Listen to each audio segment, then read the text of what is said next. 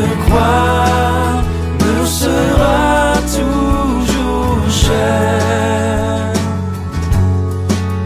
Elle est gloire et victoire pour moi. Et par elle en la maison du Père, la couronne est offerte à ma foi. Et par elle en la maison du Père, la couronne est offerte à ma foi.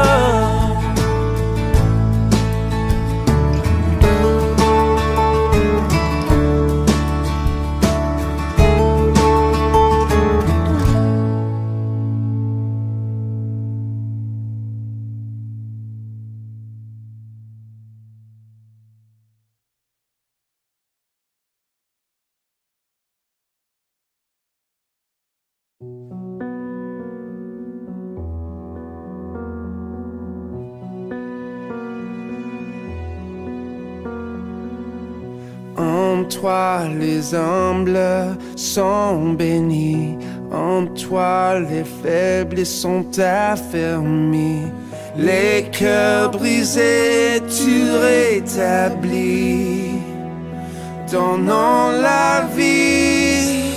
Cet amour qui peut libérer, cet amour qui peut restaurer, nous appelle par notre nom. Tu nous appelles par notre nom.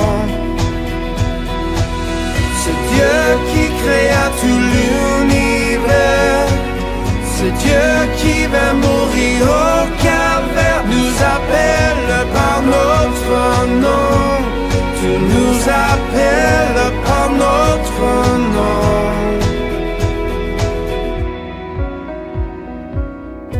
À ceux qui doutent de la foi, aux chancelants, tu tends les bras, tu les appelles de ta voix. Venez à moi, cet amour qui peut libérer, cet amour qui peut restaurer, nous appelle par notre nom. Tu nous appelles par notre nom. Ce Dieu qui créa tout l'univers, ce Dieu qui va mourir au calvaire, nous appelle par notre nom. Tu nous appelles par notre nom.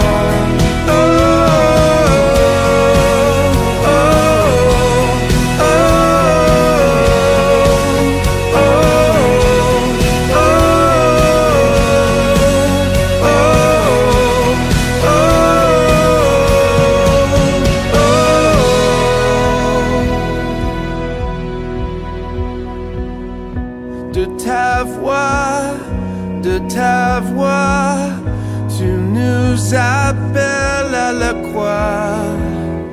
De ta voix, tu nous appelles à la croix. De ta voix, tu nous appelles à la croix. De ta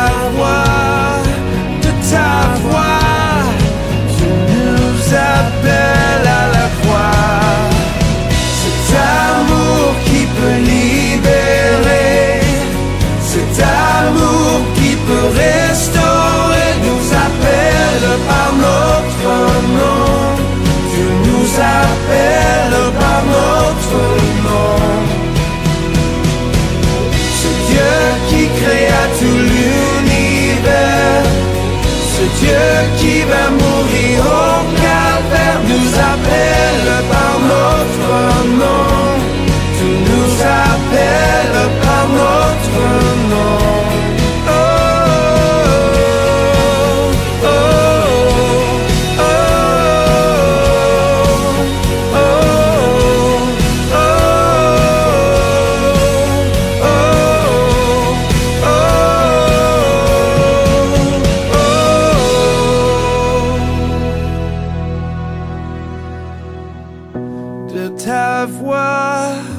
de ta voix, tu nous appelles à la croix. De ta voix, tu nous appelles à la croix.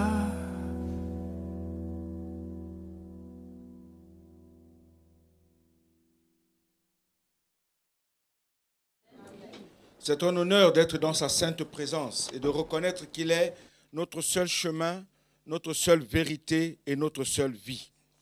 Amen. Mais il y a une chose merveilleuse et glorieuse que le Seigneur demande pour tout un chacun de nous, à quiconque lui appartient et quiconque vient à lui avec un cœur vrai et sincère, c'est la repentance. Dieu veut de réels repentants. Des hommes et des femmes, des personnes qui viennent et qui reconnaissent que Dieu est Dieu, que c'est le seul juste, le meilleur, et que tous nous sommes pécheurs devant sa sainte face.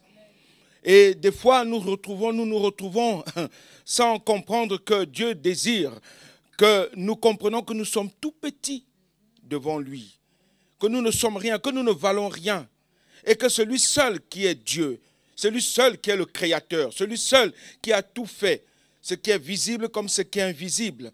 Trône, dignité, autorité, pouvoir, puissance et force.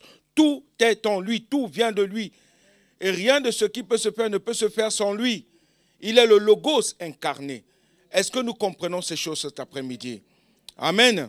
Alors cet après-midi, je voudrais qu'ensemble nous puissions discourir sur ce qu'implique ou l'implication de la repentance dans notre vie.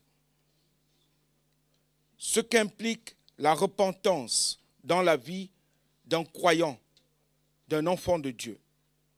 Amen. Et nous allons lire deux courts passages dans l'Évangile selon Marc au chapitre 1er. C'est le premier discours de Jean-Baptiste et le premier discours de Jésus-Christ.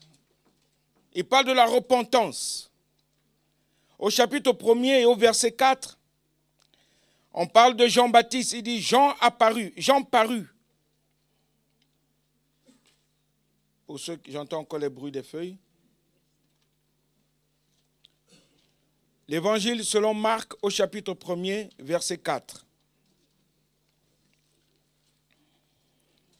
Jean parut, baptisant dans le désert et prêchant le baptême de repentance pour la rémission des péchés. Tout le pays de Judée et tous les habitants de Jérusalem se rendaient auprès de lui et confessant leurs péchés.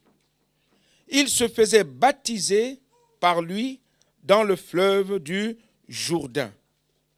Il annonçait la repentance, le baptême de repentance. Et au verset 14, il est dit, après que Jean eut été livré, Jésus alla dans la Galilée prêchant l'évangile de Dieu. Il disait, le temps est accompli et le royaume de Dieu est proche.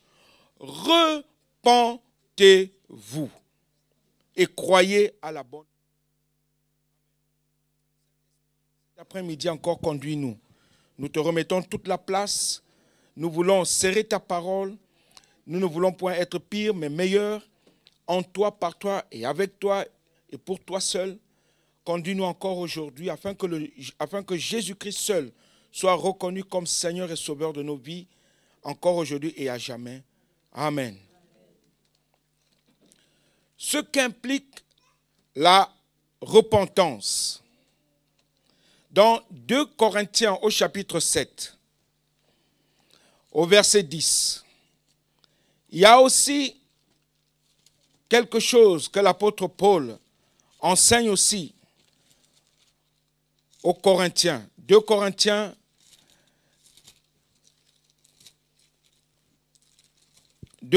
chapitre 7 et au verset 10. Voici ce que l'apôtre Paul dit. Il dit, en effet, la tristesse selon Dieu produit une repentance à salut. Alléluia. En effet, la tristesse selon Dieu produit une repentance à salut dont on ne se repent jamais. tandis que la tristesse du monde produit la mort. La tristesse, selon Dieu, produit un changement radical qui mène au salut. Et il y a 2 mots grecs du Nouveau Testament qui sont traduits par repentance ou par repentance, métanoïa. Le premier, qu'on a lu dans Marc 1, verset 4, nous parle de la véritable repentance, d'un changement total. Quand Jésus-Christ parle aussi de cela, il dit « Changez de mentalité, changez votre façon d'être, changez votre façon de parler, changez votre façon de considérer les choses. » Il faut un réel demi-tour total. Si vous viviez comme ceci, changez complètement de vie et vivez autrement. Vous ne pouvez pas demeurer ainsi dans le péché et désirer Dieu. Il faut à un moment donné une réelle repentance. Oui, il prêchait le baptême de repentance, Jean-Baptiste, pour le pardon des péchés. Et ce mot veut dire changement radical de pensée ou d'opinion. Et dans Matthieu chapitre 27, au verset 3 et 4, on nous parle aussi de repentance, mais ça parle de la repentance de Judas, Judas Iscariote. Il est dit, après qu'il ait trahi Jésus, il se repentit. Est-ce qu'il s'est réellement repenti? Il a juste eu un peu de remords, un peu de regret. Il regrettait d'avoir trahi son maître, son ami. Cela n'était pas suffisant pour démontrer un vrai changement de pensée et de manière de vivre. Il n'a pas produit la métanoïa, c'est-à-dire un changement de mentalité. Il a regretté, certes, d'avoir fait du mal à son ami. Il dit, aïe, j'ai trahi mon ami, j'ai fait du mal. Et nous connaissons sa fin, c'est qu'il est allé se pendre. Il a regretté, mais il n'a pas changé de vie. Il n'a pas changé de vie.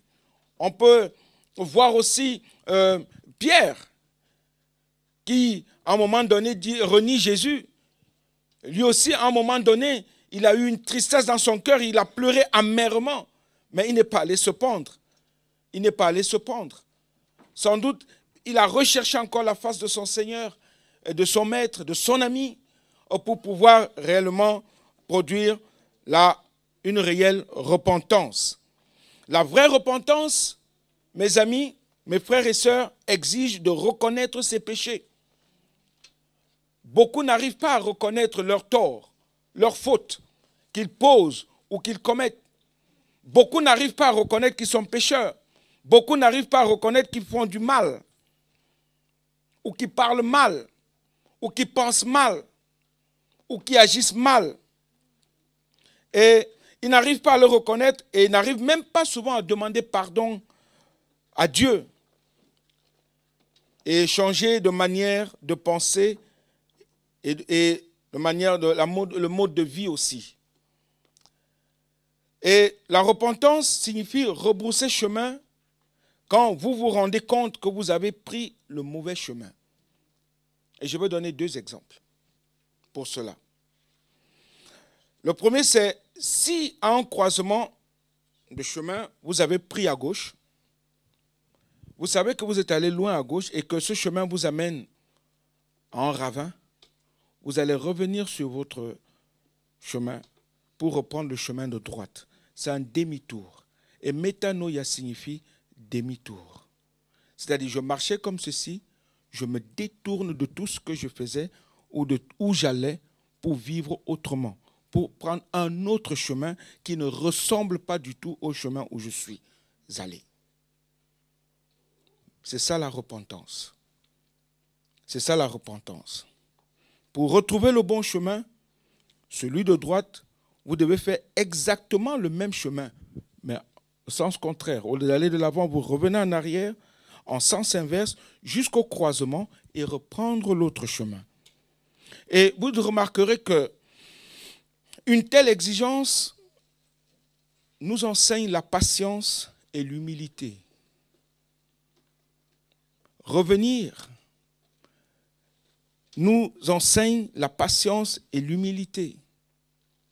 Je prends l'exemple aussi de Job. Lui, un homme droit et intègre. C'est Dieu lui-même qui le qualifie ainsi. Job, un homme droit et intègre. Au chapitre 42 de son livre, du livre de Job, au verset 6, il dit « Je me repens sur la poussière et sur la cendre. » Job, homme intègre. Et la Bible nous dit dans Romains chapitre 3, versets 10 et 11, que nul n'est juste devant Dieu. Nul n'est juste. Tous ont péché. Tous nous avons péché. Nul n'est juste. Pas même un seul n'est juste devant Dieu. Un seul est juste, c'est Dieu. Nous sommes tous pécheurs. Et nous avons tous besoin de revenir à notre Seigneur et notre Dieu. On a besoin d'une réelle métanoïa, une véritable repentance. Est-ce que nous arrivons à reconnaître nos fautes? Parce que nous péchons tantôt d'une manière, tantôt d'une autre, tous. Quiconque.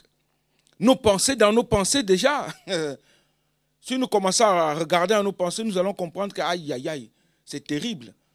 Je ne parle pas de ce qui sort de notre bouche, comme dit Jésus, c'est ce qui sort de la bouche de l'homme qui le souille. Et on va commencer à se rendre compte que, aïe, mais dans mes pensées, c'est horrible. Rien que les convoitises dans la tête. Rien que les murmures dans la tête. Rien que le mépris. Des fois, on se méprise les uns les autres sans le savoir même. Dans la tête.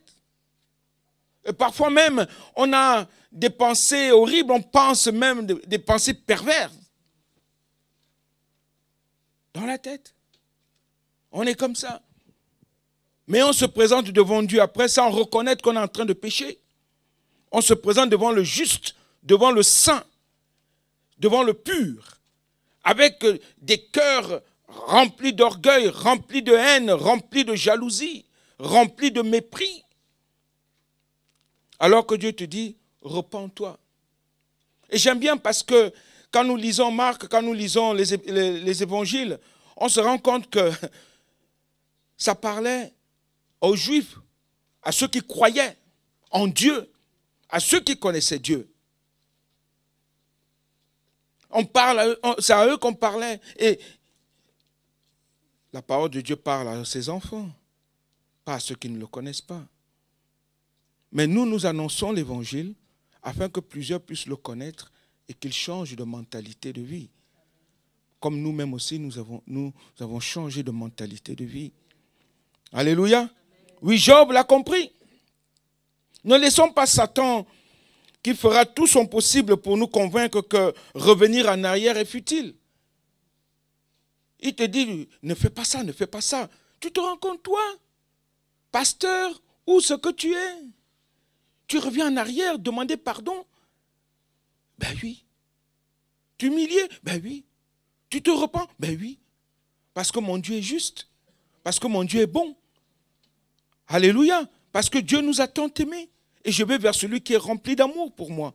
Je vais vers celui qui m'aime tant. Celui qui a donné sa vie pour moi. Celui qui a accepté de porter mes fardeaux. Celui qui a accepté de porter mes péchés, mes souffrances, mes douleurs, les maladies et tout ce qui va avec le péché.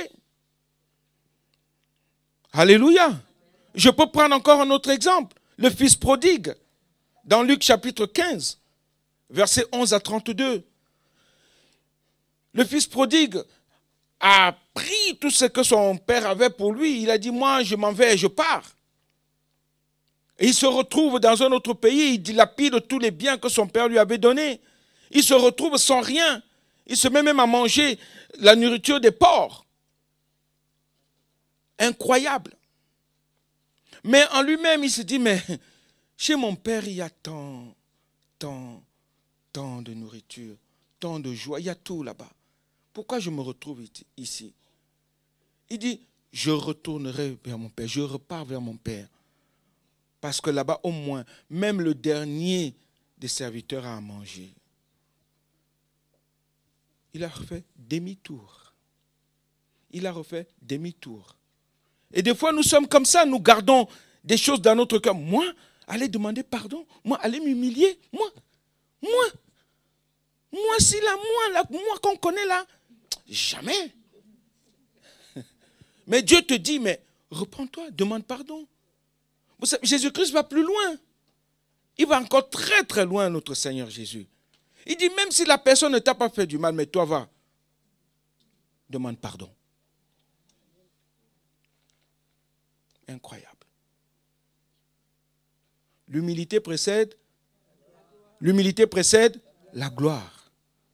Et l'orgueil précède la chute. Le fils prodigue aurait pu dire, ah mon père, comment va-t-il me regarder? Est-ce qu'il va encore m'accepter? Ah c'est vrai, c'est mon père, mais non. Là où je travaille, j'ai croisé un jeune homme, un clochard, il dormait dehors. Ses parents habitent l'île. Il dormait dehors, il n'avait rien. Devant la gare du Nord. Un jour, je me suis approché de lui, j'ai dit, mais mon ami, tu es si jeune. Qu'est-ce que tu fais ici? Pourquoi tu dors dehors? Il dit, oh, mes parents ne veulent plus de moi. J'ai dit, tu es sûr? En es-tu sûr? Comment tu t'appelles? Il a donné son nom de famille. Les agents de la SNCF ont osé appeler ses parents. 2 jours après, sa maman est venue le chercher. Je le regardais partir. J'ai dit, tu croyais que tes parents te détestaient parce que tu es drogué? Au contraire, regarde comment ils te poupounent. Regarde comment ta maman te serre dans ses bras. Regarde. Tes parents t'aiment. Tu es en train de refaire le même chemin. Tu retournes à la maison, là où il y a la chaleur, là où il y a la joie, là où il y a l'amour, là où il y a la paix, là où il y a la victoire, là où il y a la guérison, là où il y a la délivrance. Tu es en train de retourner. Et cet enfant était là, il riait. Mais c'est dommage parce qu'une semaine après, je le retrouvais dehors. Parce qu'il se plaisait là. Et beaucoup nous sommes comme ça, comme ce jeune homme.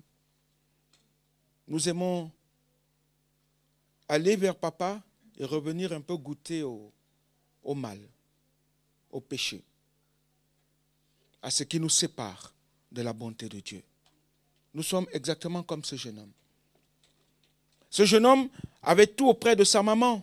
Ce jeune homme pouvait être heureux là-bas. Sa maman pouvait le mettre dans un centre pour le désintoxiquer. Mais nous nous rendons compte qu'il quitte le foyer familial pour dormir dehors et se droguer. C'est dommage. C'est dommage pour ce jeune homme. Et beaucoup de chrétiens sont comme ça. Dieu t'a libéré. Dieu t'a donné ses biens, ses bontés, sa fidélité. Mais nous préférons encore vivre dans le mensonge du monde. Ou bien laisser la chair prendre encore le dessus dans nos pensées, dans nos cœurs, dans tout ce que nous sommes. Frères et sœurs, à un moment donné, il faut que nous arrêtons. Repentez-vous, dit le Seigneur. Repentez-vous. Nous devons revenir au Seigneur, qui que nous soyons là depuis des années ou des siècles, je ne sais pas, ou que nous venons d'arriver dans la maison du Seigneur aujourd'hui. Repentez-vous. Repentez-vous, dit Jésus. Et nous devons vraiment revenir, produire la métanoïa, un demi-tour total. Il dit, Seigneur, je reviens à toi tel que je suis. Je ne veux plus vivre comme j'étais. Je ne veux plus demeurer comme j'étais. Je ne veux plus parler comme je parlais. Je ne veux plus avoir les pensées que j'avais auparavant. Seigneur, j'abandonne toutes ces choses pour la gloire de mon Dieu. Amen. Amen. Je peux encore lire un autre passage que j'ai noté. C'est dans Matthieu toujours, qui dit de produire le fruit digne. Fruit digne de la repentance. Et ce fruit digne de la repentance, comment le reconnaît-on? Qu'est-ce qui implique la repentance dans ma vie? La repentance, c'est que je ne veux plus vivre dans ce que j'étais, mais je commence à vivre selon Dieu, selon l'Esprit de Dieu en moi. Et qu'est-ce que ça implique? Ça implique l'amour, ça implique la paix, ça implique la joie, ça implique la bonté, ça implique la bénignité, la douceur, le fruit de l'Esprit en nous. Ça implique de grandes choses, ça implique de suivre Dieu, de faire sa volonté, de ne plus faire notre propre volonté, mais la volonté de Dieu. Le problème, c'est que nous aimons souvent faire les choses de nous-mêmes. Oui, Dieu a dit, mais moi je pense que... Nous sommes souvent comme ça. Dieu dit, mais moi je pense que, non, je dois faire comme ça. Dieu te dit, non, non, non, non, non, non, non. Moi je te dis de faire comme ça. Et là on doit se repentir. Il dit, oui Père, c'est vrai. Ta parole dit ça. Je n'ai pas besoin de réfléchir encore, de penser pour essayer de mettre mon petit point virgule ou mon petit point ou mon petit trait d'union. Ce n'est pas ça. Il n'y a pas de oui, mais. Ça n'existe pas. C'est oui, oui ou non, non. Dieu ne dit pas oui, mais tu sais que non. Dieu te dit oui, c'est oui. Dieu te dit non, c'est non. Et le diable vient te dire non, tu ne peux pas. Tu ne peux pas abandonner ta voie. Ne quitte pas là. Tu vois, ton père, comment il va te regarder, comment les gens vont te juger. Tu te rends compte quand tu vas aller demander pardon?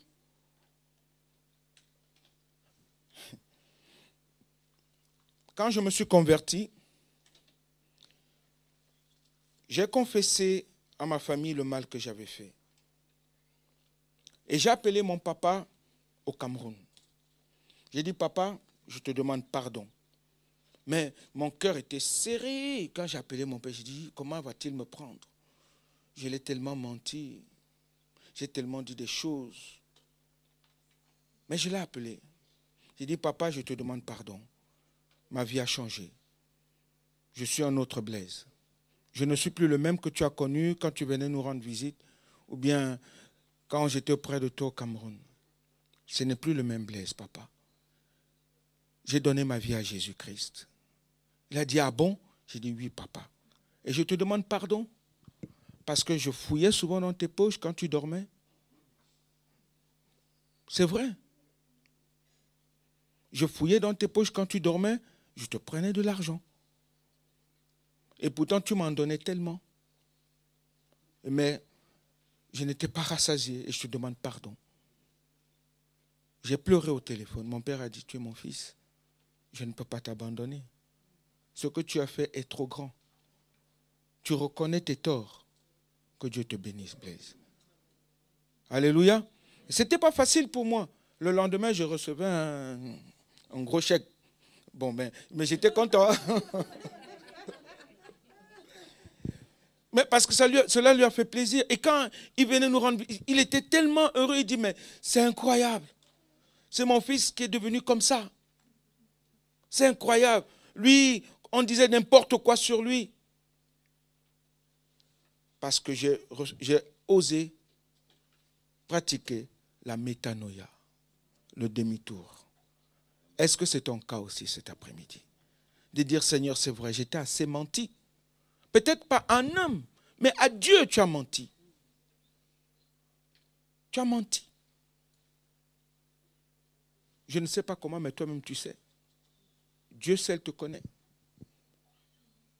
À Dieu tu as menti. Et Dieu te dit, je te connais. Je connais tes pensées. Je sais ce qui est dans ton cœur.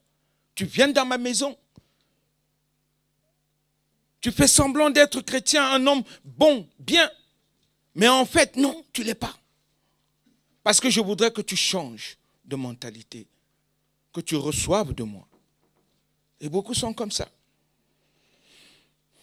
Ce qui implique la repentance.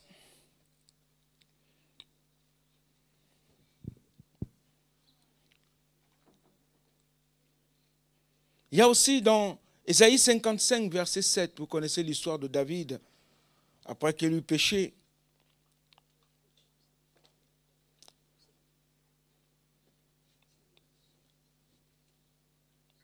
Ésaïe 55, verset 7 nous dit, ce que Dieu veut, c'est que le méchant abandonne sa voie. Après, nous parlerons de David. Mais Ésaïe 55 dit, ce que Dieu veut, c'est que le méchant abandonne sa voie, qu'il revienne au Seigneur qui aura compassion de lui. Dieu ne dit pas, fuis-moi. Adam et Ève vont essayer. Adam et Ève vont essayer de fuir Dieu. Adam, où es-tu? Je suis nu. Mais Dieu savait qu'ils sont nus. Mais ils essaient de se cacher. Des fois, nous sommes comme ça. Nous essayons de nous cacher. Nous cachons nos vices. Nous cachons nos mauvaises pensées, notre façon d'être. Je vais vous donner un autre exemple.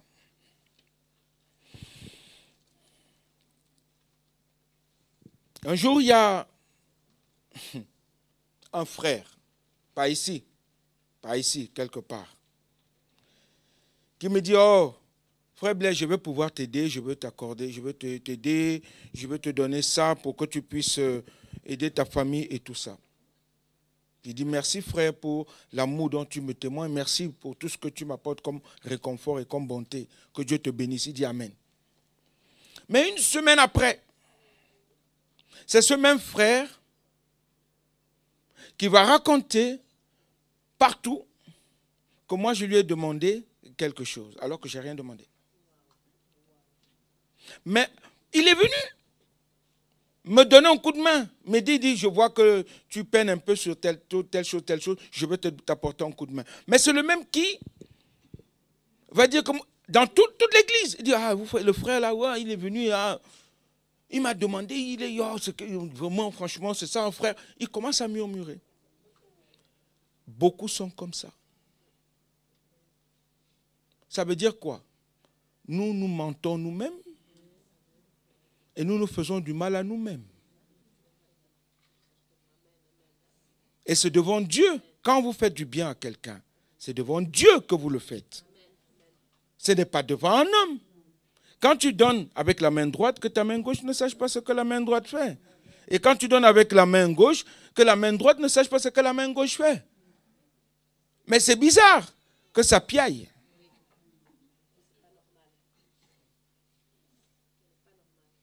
Et là, on manque qui? On fait du mal à qui? Et c'est là où il faut une réelle repentance. Parce que nous nous faisons du mal à nous-mêmes. Nous nous faisons du mal à nous-mêmes.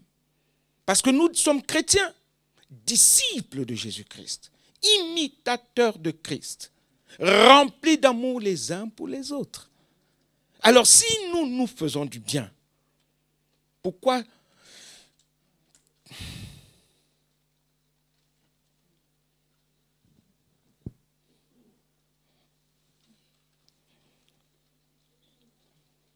ce qu'implique la repentance?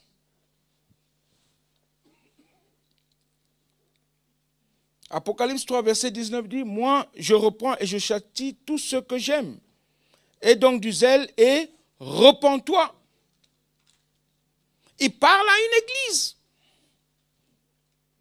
Il ne parle pas au monde. Il parle à une église. Et donc du zèle.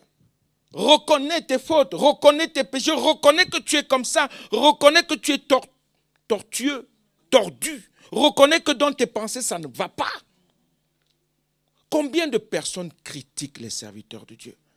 Et nous sommes assis dans l'église. Est-ce que est-ce que vous êtes repentis? Combien de personnes se détestent les uns les autres alors que nous sommes assis dans l'église? Repentance oblige. Combien de personnes murmurent les uns vers les autres? Repentance. Repentance. La véritable repentance. Frères et sœurs, Jésus revient bientôt. Il va prendre celui qui a un cœur vrai et sincère. Il ne prendra pas celui qui a un cœur tortueux dans sa maison. Ça veut dire que nous mentons Dieu. Mais Dieu nous voit. Dieu nous entend. C'est un père. C'est pourquoi il avertit. Il dit, faites attention. Je reviens bientôt et je prendrai avec moi ceux qui m'appartiennent, ceux qui ont mon cœur, ceux qui ont ma pensée, ceux qui marchent selon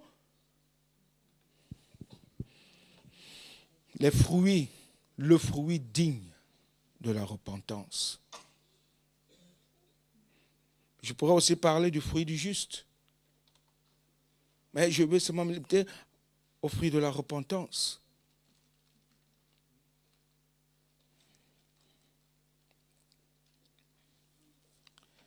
Le plus beau chant de la repentance, est sans doute le psaume 51. David. David décrit les étapes de son changement intérieur après sa faute avec Bathsheba. Examinons-les un peu tous. Premièrement, il reconnaît enfin la noirceur de son péché. David.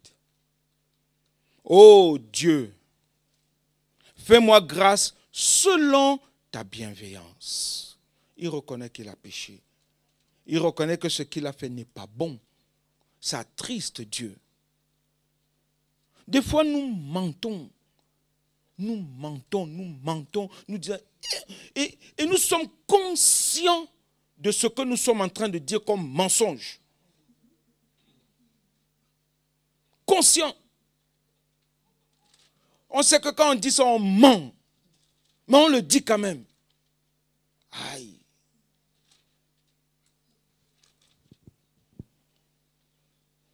Efface mes crimes, lave-moi complètement de ma faute et purifie-moi de mon péché, car je reconnais mes crimes et mon péché est constamment devant toi. 51, 3, versets 3 et 5.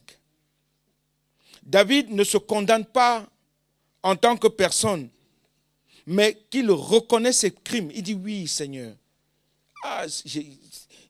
Vous vous rendez compte? La tristesse selon Dieu entre en lui. La tristesse selon Dieu, il reconnaît son mal. Il dit non, j'ai fait quelque chose de pas bien devant mon Père. Non, c'est pas bon, Père, ce que j'ai fait. Aie pitié de moi, parce que tu es tellement pur. Mais vous vous rendez compte?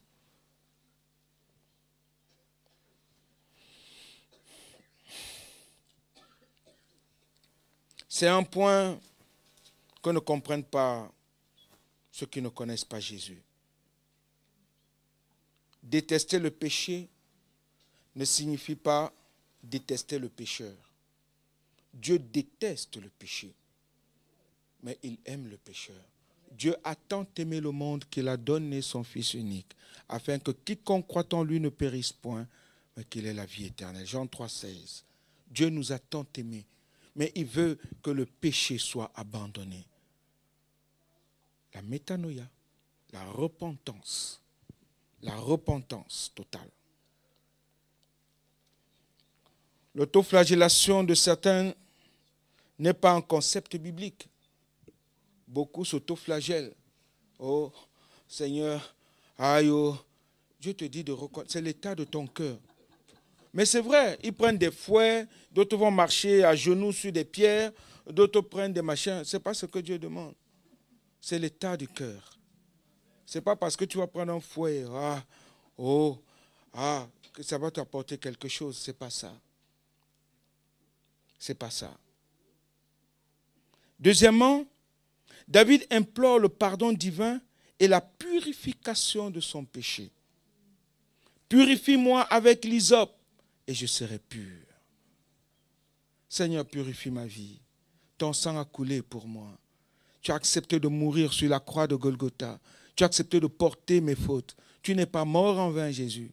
Tu n'as pas donné ta vie en vain pour moi. Mais tu as accepté de devenir malédiction à cause de moi. Viens laver mon cœur. Viens laver mes pensées. Purifie-moi, Seigneur. Lave-moi et je serai plus blanc que la neige. Nous le chantons. Jésus, par ton sang précieux, enlève mon iniquité. On le chante. Blanc, plus blanc que neige. Oui. Le sang de Jésus nous purifie. Est-ce que nous le reconnaissons que le sang de Jésus nous purifie, nous lave, nous délivre? Ce n'est pas le sang des boucs et des taureaux. Ce n'est pas le sang des moutons que les gens égorgent. Ce n'est pas ça. C'est le sang de Jésus, le sang du Fils de Dieu, le sang de l'agneau de Dieu, immolé pour les péchés du monde entier. C'est ça. Dieu est le seul capable de nous restaurer, de nous purifier. Rien de nos actes ne saurait abolir nos péchés. Rien. David aurait facilement offert tous les sacrifices possibles et imaginables s'il avait pu effacer ses crimes. Il était roi. Il dit, allez, 1000 bœufs, 1000 vaches, 1000 taureaux, 10 000 moutons ou chèvres. Il allait prendre tellement. Il dit, allez-y, c'est pour expier mon péché. Mais il s'est offert lui-même. Il dit, aie pitié de moi, mon Dieu. Aie pitié de moi. Est-ce que c'est notre cas aussi? L'obéissance vaut mieux que les sacrifices. L'obéissance vaut mieux que les sacrifices, nous dit le Seigneur. Il aurait pu. Troisièmement, David recherche la présence de Dieu. Oh Dieu, crée en moi un cœur pur. Alléluia. Oh frères et sœurs, les témoignages que je donne sont des témoignages authentiques. L'année dernière, mon épouse et moi, on a failli avoir un clash à cause d'une petite... Vous savez, le mensonge n'est pas bon. Un petit clash de rien du tout. Juste un petit... On appelle ça petit mensonge, mais c'est un mensonge. Juste ça. Oh, c'était très difficile pour moi. Où j'entre dans ma propre maison, même mes propres enfants ne me parlent pas, personne. Je me retrouve tout seul, à genoux devant Dieu, pendant 1 mois comme ça. C'est une lutte difficile. Crée en moi un cœur pur. Mais pour que j'arrive à ça, il a fallu que moi, je m'humilie devant mes propres enfants et devant mon épouse et dire, Père, pardonne-moi s'il te plaît. Et dire à mon épouse, je te demande pardon si je t'ai réellement offensé, les yeux dans les yeux. J'ai regardé ma fille aînée, j'ai dit, oh Séphora, si j'ai eu quelque chose entre toi et moi, si moi j'étais blessé quelque part, dis-moi. Elle me dit, oui papa, tu m'as blessé dans ça. J'ai dit, je te demande pardon. J'ai pleuré devant elle, j'ai pleuré devant mes garçons, j'ai pleuré devant les enfants, les derniers, mon petit dernier de 3 ans. J'ai pleuré devant lui, j'ai dit, pardonne-moi Dan, parce que j'ai dû faire du mal. Je te demande, et ça, c'est parce que j'ai compris la repentance. Est-ce que nous comprenons la repentance? Dans les foyers, il y a des foyers brisés parce qu'il manque de repentance. La reconnaissance de dire que tel m'a fait du mal. Je préfère aller m'humilier pour gagner mon frère, pour gagner ma soeur, pour gagner mon époux, pour gagner mon épouse, pour gagner mon enfant, pour gagner ma mère, pour gagner mon père. Je préfère m'humilier. Et là, je gagne tout. David l'a compris. David l'a compris. Il implore le pardon divin et la purification de son péché. Il s'est humilié devant son Dieu. Il a compris que sans lui, il ne peut rien faire. Et je peux vous assurer qu'aujourd'hui, quand vous arrivez chez moi, c'est le sourire total, c'est la joie totale. La prière a repris à la maison. Oh, nous sautons de joie. Nous sommes tellement heureux. Oh, il y a des moments difficiles, mais je tiens la main de mon épouse, je tiens la main de mes enfants et nous avançons ensemble au nom de Jésus-Christ. Parce que j'ai compris. Ce que les autres ont fait après, peu m'importe, mais c'est moi. Alléluia. C'est moi, c'est moi. C'est moi. Et toi? Et toi, c'est comment? C'est comment? Il recherche la présence de Dieu. Oh Dieu, crée en moi un cœur pur. Ne me rejette pas loin de ta face. Ne me retire pas ton Esprit Saint. L'Esprit Saint de Dieu est attristé chaque jour. Lorsque nous faisons des choses qui ne sont pas bien et que nous revenons et nous disons, Seigneur, pardonne-moi, avec vérité.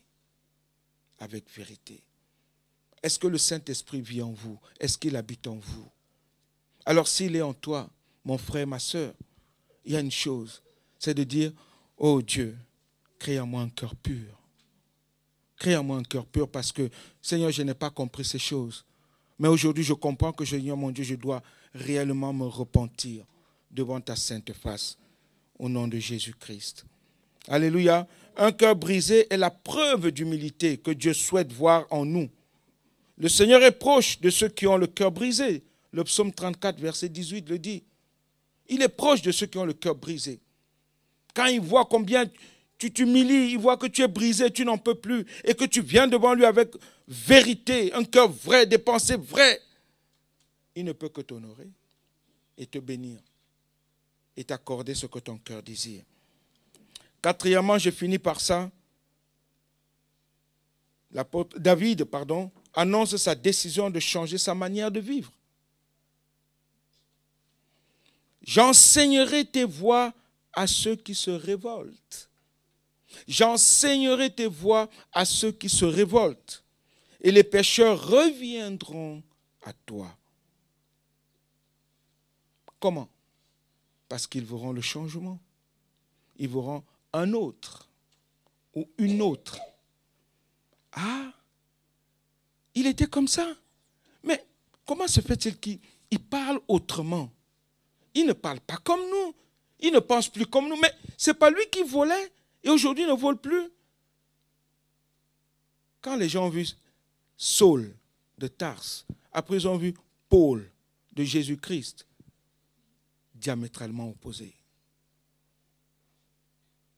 Saul de Tarse, Paul de Jésus, c'est un autre. Ce n'est plus le même Paul, le même Saul. C'est un autre. Et nous, est-ce que notre vie est différente? Est-ce que nos pensées sont différentes? Ô Dieu, Dieu de mon salut, le verset 15, délivre-moi du sang versé et ma langue acclamera ta justice. Ouvre mes lèvres et ma bouche proclamera ta louange. Oui, Dieu peut toujours se servir d'un cœur vraiment repentant. Dieu peut et il le veut. Et cet après-midi, c'est son désir. Comment est ton cœur? Comment sont tes pensées? Comment est-ce que tu te comportes devant ton Dieu? Ce message, je ne l'ai pas volé. J'étais en discussion avec le serviteur de Dieu. Et pendant qu'on parlait, on parlait de repentance. Et cela m'est venu. J'ai dit, oh Dieu, tu es en train de me parler. Seigneur, c'est ça que tu veux pour nous. C'est ça que tu désires que nous puissions, Seigneur, pratiquer chaque jour. La repentance, la métanoïa, revenir à toi avec un cœur vrai et sincère. Et je me suis dit, il faut que je prépare ce message pour nous.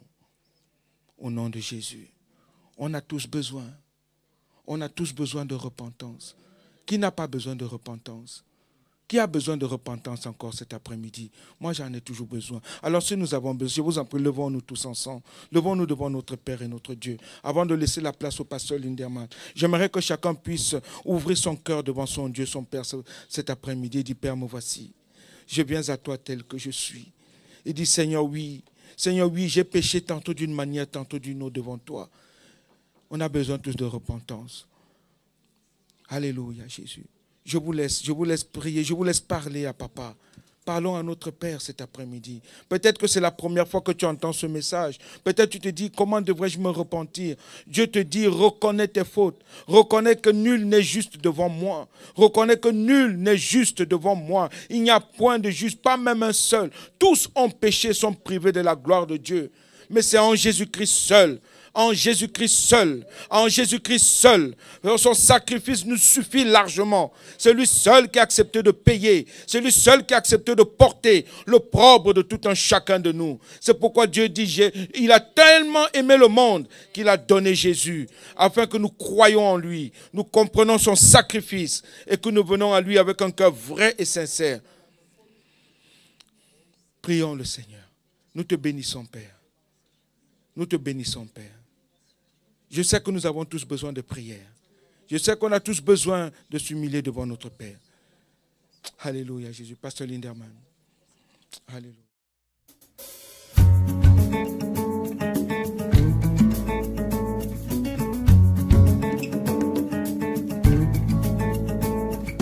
Torrent d'amour et de grâce, amour du Sauveur en croix. À ce grand fleuve qui passe, je m'abandonne et je crois. Ah, que partout se répand ce fleuve à la grande voix, que tout l'univers entende l'appel qui vient de la croix. Je crois à ton sacrifice, ô Jésus, agneau de Dieu, et couvert par ta justice, j'entrerai dans le saint lieu.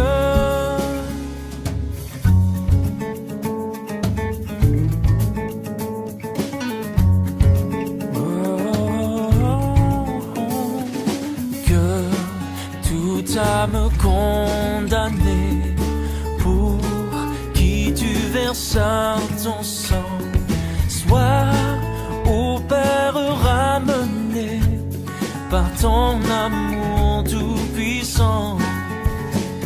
Oui, je crois à ton sacrifice, ô Jésus, agneau de Dieu, et couvert par ta justice, j'entrerai dans le saint lieu. Oh, oh.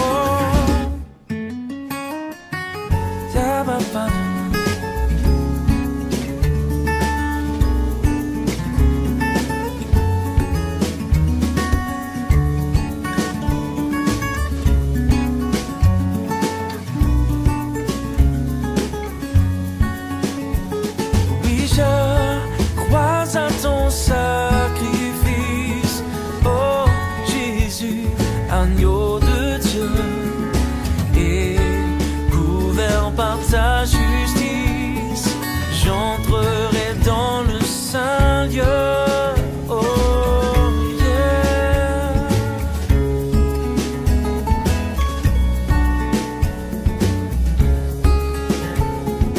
Et couvert par ta justice, j'entrerai dans le saint lieu.